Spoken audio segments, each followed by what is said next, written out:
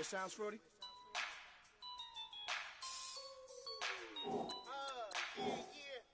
Just let me breathe for a minute, man. Just let me breathe. Just let me breathe for a minute, man. Just let me breathe for a minute.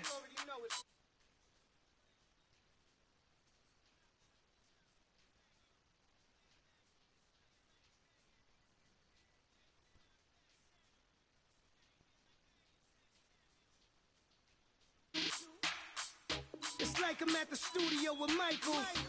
You can hear me dancing on the beat. Bam, about to put a mansion on the beach.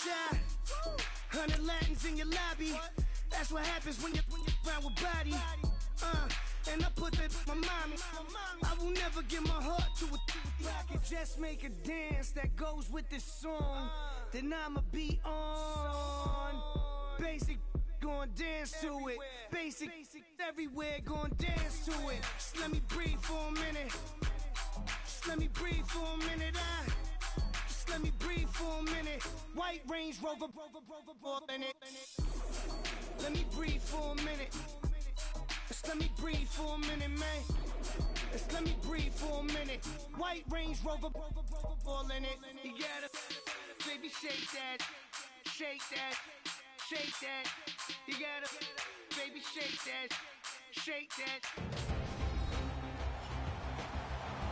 Welcome back in, everyone, to EA Sports coverage.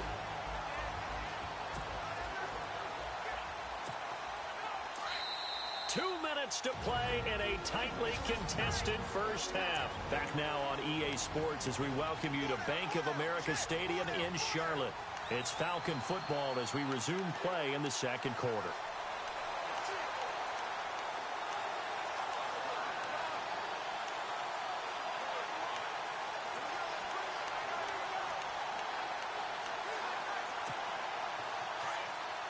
When halftime rolls around in just a bit, we'll send you to Orlando. You will hear the dulcet tones of Mr. Larry Ridley with our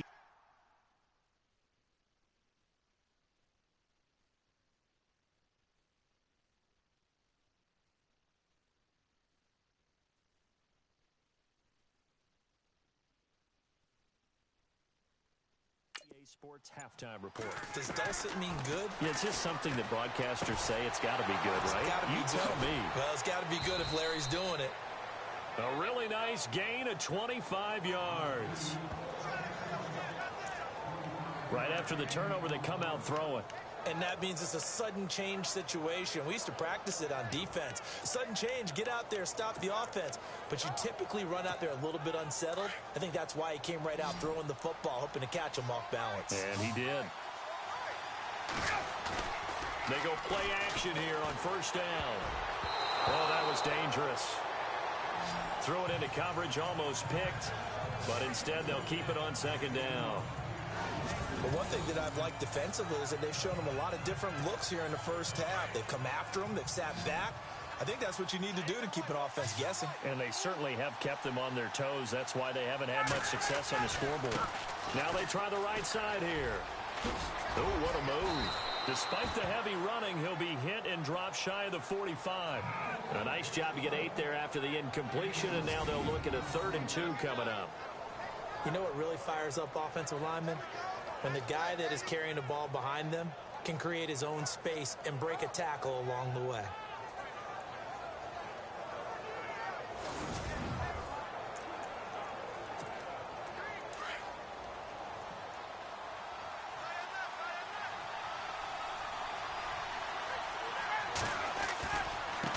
Now a handoff looking right. Oh, and now he bowls him over. They give him 5 yards there, and it's enough for the first. Well, someone's been having a good game so far, and you know something? A lot of it's been power running. They decided to turn him loose again on 3rd down, didn't they? They did indeed. He delivered the tough yards. Now a play fake here on first down. And incomplete there, almost picked off. That's one you maybe expect your roaming free safety to come up with. But it's 2nd down. The name of the game, as always on defense, put pressure on the quarterback. And that's exactly what they've done today. It looks like they've got him a little bit rattled. That would have been the 2nd interception in the first half.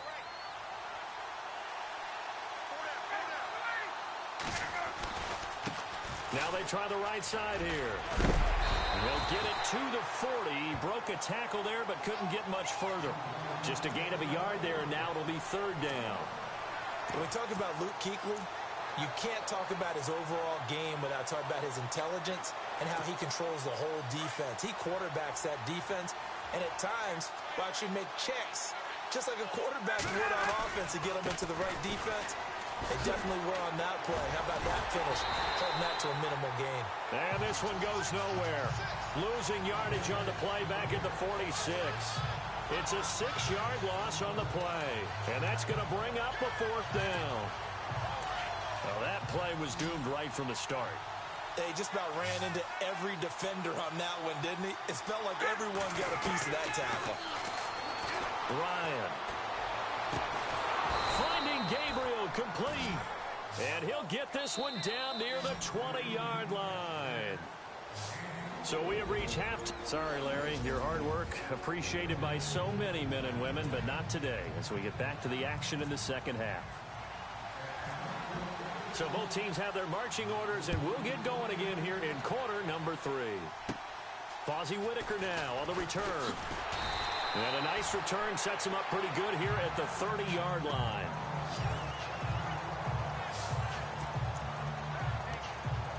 Out come the Panthers. They'll have it first on offense in the third quarter. They have a chance to break our tie here as we get a look at the first drive of quarter 3. And it's such a tone setter, isn't it? Because both sides trying to seize momentum to begin the half. What do they have dialed up that'll give them an advantage to move the ball downfield? Let's find out what they have dialed up. 17 yards on the pickup there. The drive will continue. It's a first down.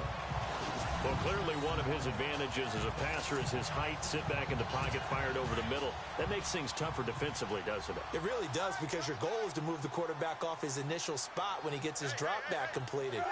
But when you have that type of height, he can stay in there if he's willing to take the hits and just fire over the top, which saves him time and actually completes a play a little bit quicker than it normally does for a quarterback that has to slide and find open space to throw. Well, he'll definitely say that that's one he should have held on to. But when you're playing in elements like this, sometimes those bullet passes, those ones with a little bit of pace on them, they can be difficult to hold on to.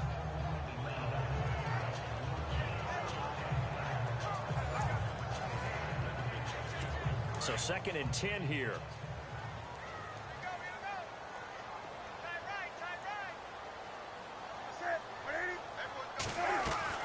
Throwing again.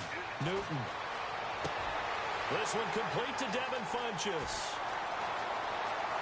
Touchdown, Carolina. Devin Funchess, 53 yards. And his guys are able to strike for 6. Well, they had their chances in the first half, you remember, but had to settle for 2 field goals. This time they come away with 6.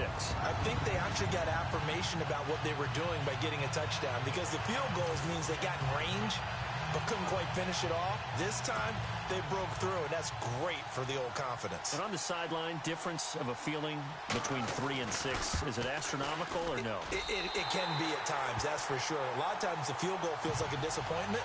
The touchdown...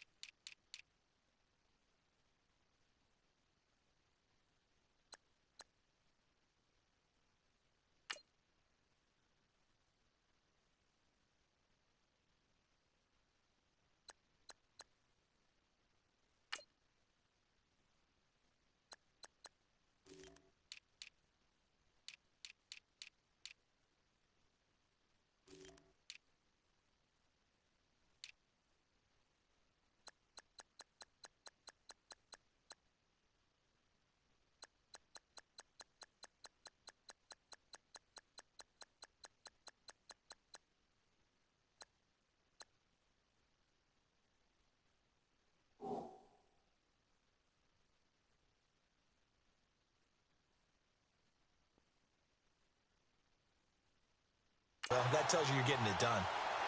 So they only needed 3 plays on that drive. And Carolina scores to cap it off. Gano out to kick this one away. This will be fielded at the 6. Fights off the defender. And he'll be out of bounds just shy of the 30, right about the 29. Here comes the Falcons offense. It's their first possession of the second half now. They're down in this game. A chance for the offense, though, to put something on the board, get some momentum here in half 2. Try and get things kick-started for them. And you know at the half, they discussed how they were going to get that done. This is where scripting comes into play a lot of the time. How many plays do you script coming out of the second half? Most of the time in the first half, you're scripting 12 to 16. I think in the second half, you're really scripting more like 8 to 10.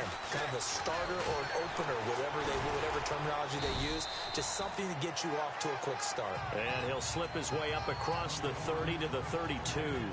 A gain of 3, second down. I once had a defensive player in the NFL tell me, if I beat and dominate the guy across from me, I'm helping my team. Well, winning one-on-one battles is always a part of the game, but when you have good team defense, as we just saw there, one broken tackle, but he didn't get away because the rest of the guys arrived to put him on the ground. A little juke, and he'll be knocked down sideways. Call it a gain of 5 there on the run, but they'll remain a yard or 2 short here with third down coming up. Nice job there defensively on third down. Not only did they string the play out, but they didn't allow any room for a cutback. Really well organized on the defensive side. The Falcons on third down. Just 1 for 3 thus far. Here it's 3rd and 2. And to give this time to the tailback. No gain there on the play, and that's going to leave them with a 4th down.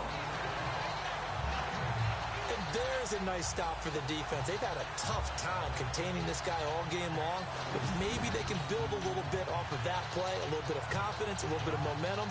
Yeah, every now and then you can actually tackle that guy.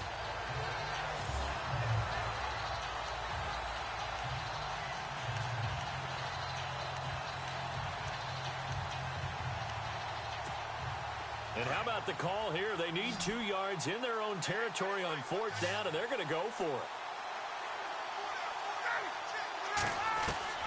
They'll indeed go for it with Ryan. And finding the tight end Hooper. 6 yards there on the pickup, and the Falcons are going to get a first. We always hear about guys wanting to make plays that quiet